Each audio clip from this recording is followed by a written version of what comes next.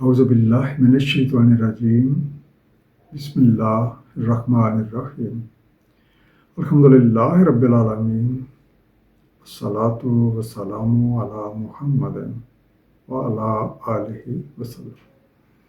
انشاءاللہ آج ہم سورہ قصص کے تیسرے رکوع کا مطالعہ کریں گے۔ اس سے پچھلے آیات میں اس بات کا ذکر ہوا تھا کہ موسیٰ علیہ السلام کے ہاتھوں قوم فرعون کے ایک فرد کے قتل کی خبر فرعون کے درباریوں تک پہنچ گئی اور وہاں آپ کے قتل کے مشورے ہونے لگے۔ ایسے میں ایک مرد مومن بھاگ کر وہاں سے حضرت موسیٰ علیہ السلام کے پاس آیا، ان حالات کی خبر دی اور آپ کو وہاں سے نکل جانے کا مشورہ دیا۔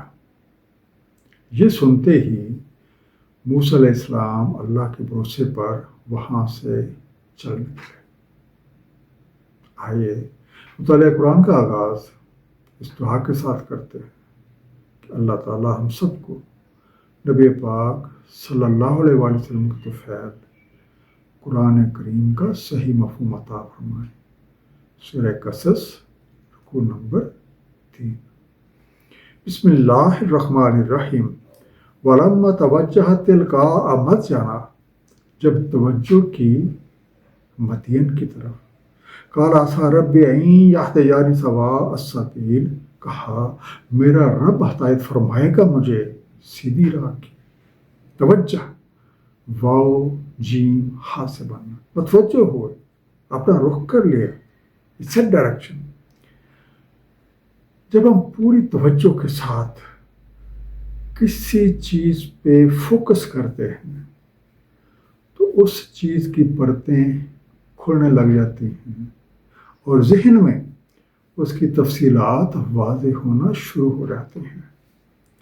حضرت موسیٰ علیہ السلام اس مرد مومن کی بات مان کر شہر سے نکل کھڑے ہوئے اور پھر اس بات پہ پوری توجہ کی اور خوب غور و غوض کیا کہ ایسی کون سی جگہ ہو سکتی ہے جہاں وہ فرعون کے ہاتھوں سے محفوظ رہ سکتے ہیں۔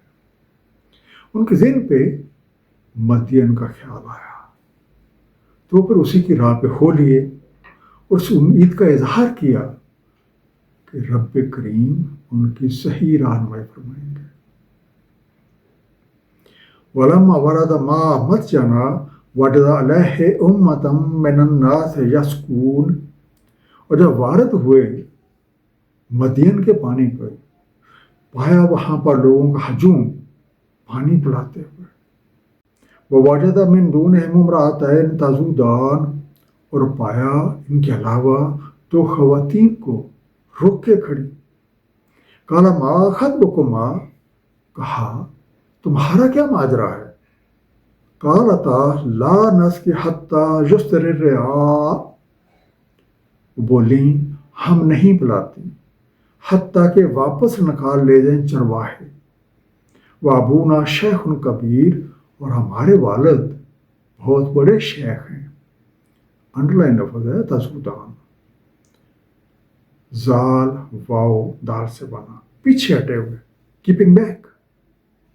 خطبکما خا تا با سے بنا، تم دونوں کا مسئلہ، میٹر ود یو بوتھ۔ جب آپ مدین کے قریب ایک پانی والی جگہ پہ پہنچے تو وہاں یہ منظر دیکھا کہ چرواہے اپنے اپنے جانوروں کو پانی پلا رہے ہیں، جبکہ دو خواتین اپنے جانوروں کو ایک طرف روک کے وہاں پہ کھڑی ہیں اور اس انتظار میں ہیں کہ کب چرواہے اپنے جانوروں کو لے کر واپس چلے جائیں تو وہ اپنے جانوروں کو پانی پلا سکیں۔ آپ نے اپنے پریشانی کو بڑھا کر بڑی ہمدردی کے ساتھ ان دونوں سے پوچھا کہ وہ دونوں کیوں کھڑی ہیں۔ فَسَقَىٰ لَهُمَا ثُمَّ تَوَلَّىٰ إِلَى الظِّلِّ، تو پانی پلا دیا ان دونوں کے لیے، پھر مڑ کر آئے سائے کی طرف۔ وَقَالَ رَبِّ إِنِّي لِمَا أَنزَلْتَ إِلَيَّ مِنْ خَيْرٍ فَقِيرٌ، تو کہا اے رب، بے شک جو بھی تو نازل فرمائے میرے لیے خیر، میں محتاج ہوں. ذل ذا لام لام سے بنا، سایہ چھاؤں. فقیر فا کاف راہ سے بنا، ضرورت مند. آپ نے ان خواتین کے جانوروں کو پانی پلایا اور سائے تلے آ کر بیٹھ گئے. مخلوق کی بلا معاوضہ خدمت نبیوں کی طرز اور اللہ والوں کا شیوا ہے. آپ نے رب کریم سے اپنی کمزوری کا اظہار کیا اور حاجت روائی کی دعا مانگی. وجاءت احداہما تمشی علی استحیاء، بس آئی ان دونوں میں سے ایک چلتی ہوئی حیا سے. قالت ان ابی یدعوک لیجزیک اجر ما سقیت لنا، وہ بولی میرے باپ نے بلایا ہے آپ کو تاکہ آپ کو جزا میں اجرت دیں جو آپ نے پانی پلایا ہمارے لیے.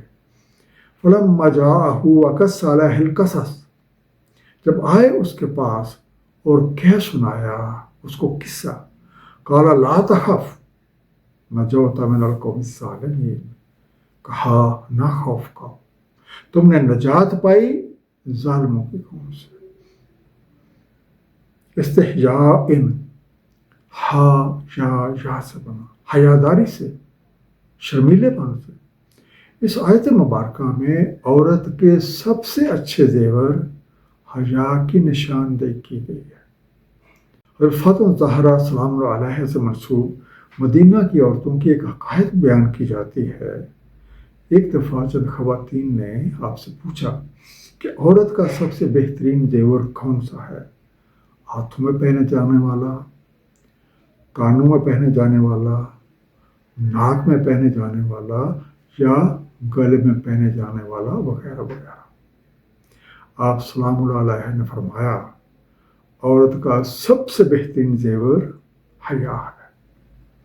جانوروں کو پانی پلانے کے تھوڑی دیر بعد ان دونوں خواتین میں سے ایک شرم و حیا کے ساتھ چلتی ہوئی موسیٰ علیہ السلام کی طرف آئی اور ان کو اپنے باپ کا پیغام پہنچایا. اور موسیٰ علیہ السلام نے ان کے جانوروں کو سیراب کیا تھا. رب کریم کی مہربانی سے خود سیراب ہونے کے لیے شیخ کبیر کی خدمت میں جا پہنچے.